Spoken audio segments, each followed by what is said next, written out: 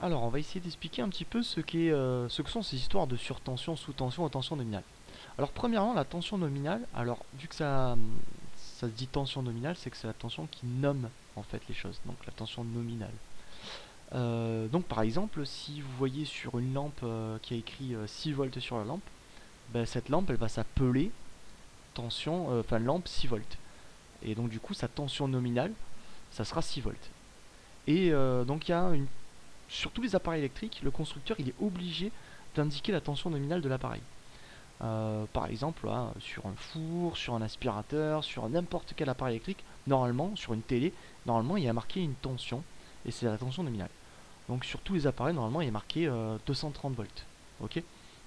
Donc ça veut dire en fait que tous ces appareils-là doivent être branchés sur du 230 volts. Ce qui tombe bien parce que la tension de nos prises électriques c'est 230 volts. Donc tous ces appareils-là sont faits pour fonctionner à 230 volts.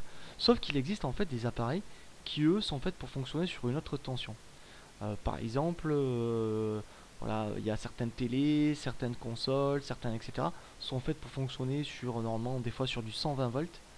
Et donc du coup en fait il faut un transformateur, un petit transformateur. Donc c'est pour ça que vous avez des fois des petits boîtiers, notamment sur les consoles de jeux vidéo. Et vous avez des petits boîtiers en fait qui fait que voilà, c'est pour transformer le 230 volts de vos prises électriques en 120 volts.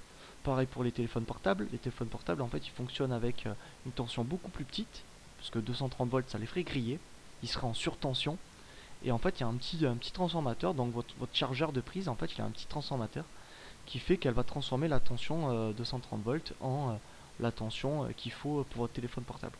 Voilà, donc du coup c'est pour ça aussi que tous les téléphones portables ne fonctionnent pas avec les mêmes chargeurs, parce que il y a des téléphones portables qui fonctionnent avec du 3 volts, d'autres du 4 volts, et si vous mettez le mauvais chargeur, bah, ça peut griller la batterie, ça peut la mettre ou en surtension, si vous donnez trop de tension, une tension supérieure à sa tension nominale, ou en sous-tension, si vous ne donnez pas assez de tension par rapport à sa tension nominale.